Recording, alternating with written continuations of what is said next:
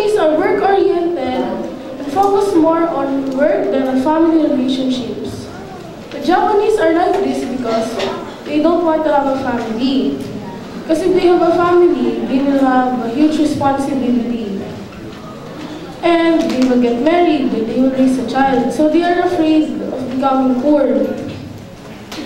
The other reason why they are like this is because they will not have job regularities if they have a family. They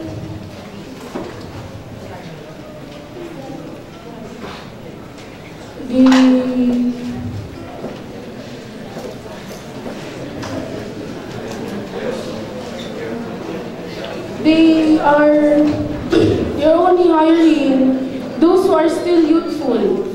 Because if they are youthful, they are energetic and good looking.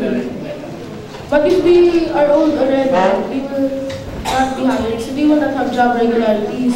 They will only stay on their job for only a few months like that. But I have the solution.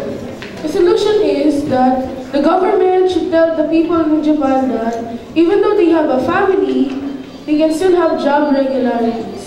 Thank you.